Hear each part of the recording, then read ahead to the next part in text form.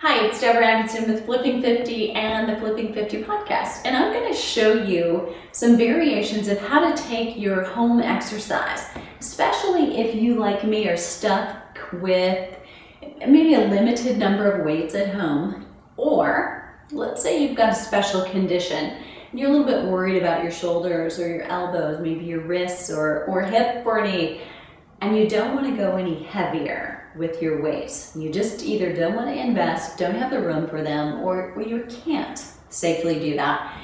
What are some ways that you could still reach fatigue? So if you don't quite know or remember why fatigue is important, I'm going to have you go back and make sure that you review a prior blog and podcast that I've done about the importance of fatigue for women who really want to reach their goals of less fat and more lean. So if you want to look better, feel better, and do all the things you love to do, you definitely want to reach fatigue.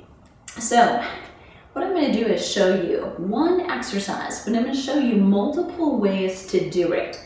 So I'm going to show you the traditional way you should be doing it, the base, the foundation builder, and what I want you to realize then is I'm going to give you some variations of the same thing, and I'm giving you the equivalent of a crash course of a semester worth of information that I would have taught to college sophomores in exercise science 15 or so years ago. So no, there's a lot of information here, but it's just a few variations and it won't be so hard to remember. So if you have questions, put them in the comments below.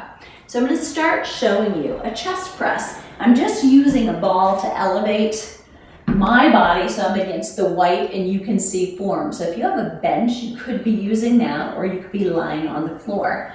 Good position for the arms is elbows to shoulders, parallel to the floor. You don't want to be down here.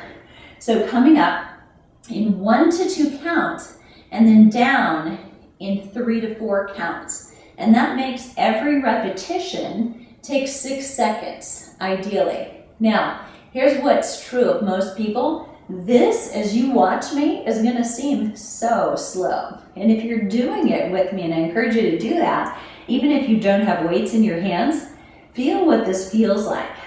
It's pretty slow compared to how most people move in the gym. And that's one of the problems with reaching fatigue. It's not as hard as you think if you're doing it correctly.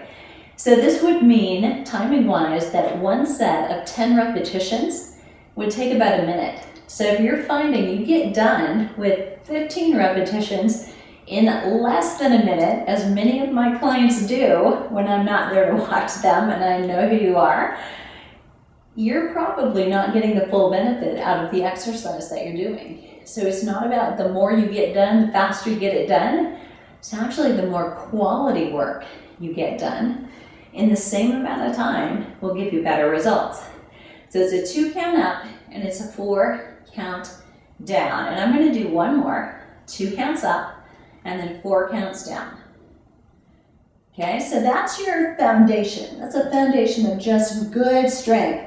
Now, to vary that, what I'm going to do is I'm going to change and add power. Now, my weights are fairly light and I'm fairly fresh. So if I really wanted to add power and I was really at fatigue, I might want to reduce my weight. But adding power looks like moving it as quickly as you can on the way up and then still keeping it at that 3 to 4 counts on the way down. So it's a push and it's nice and easy.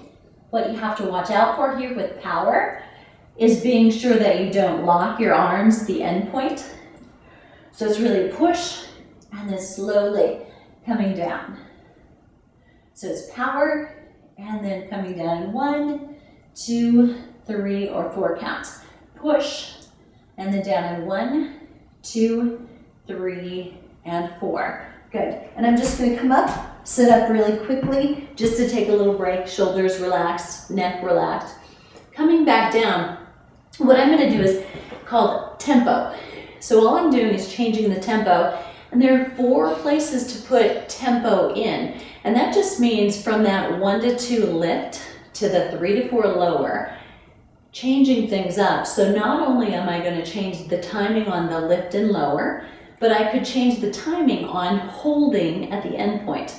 So I can lift up and I can hold it at the extension, then I can lower down and I can hold it down here before I do the next repetition.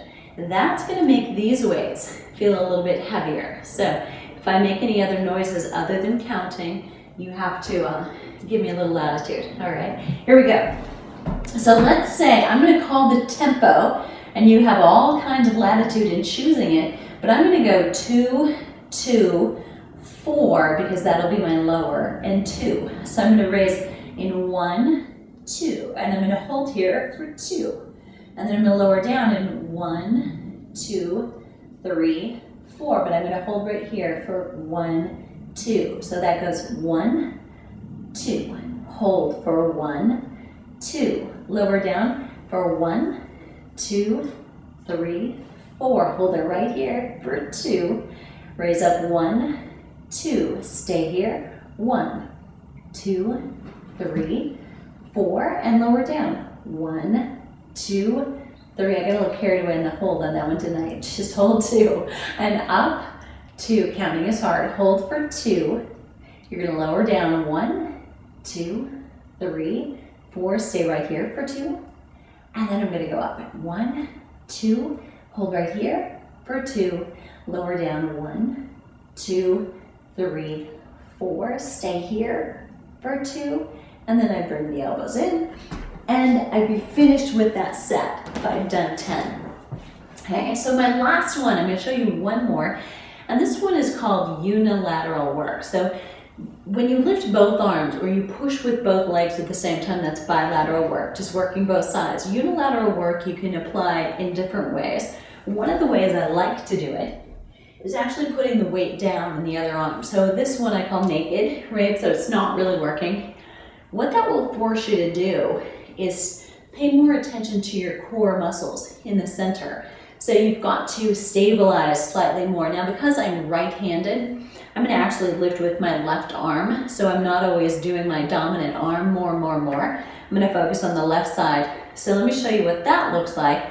The other side is gonna go, it's just gonna go second. So I'll show you both. So lower down, positioning, make sure you're watching the details here. So I'm resting my head on the ball, my knees, my hips, my shoulders and head should all be in the same plane. Elbow stops right even with torso, and then you're going to push up for 2. You're still going to have great timing with the lower down and 4, or you can do a tempo here if you wanted to, and you can combine then some of these different techniques. You're going to raise up, and then lower down, 2, 3, and 4. Raise up, and lower down, 2, 3, 4. So you get the idea. You have the basic. And number one, if you're going too fast, when you're doing your just basic foundational work, slow down. Even that change will start getting you better results, doing the same exercises with the same weights. Let me know what your greatest challenge is or your greatest success, and if this was helpful. And I'll see you on the flip side.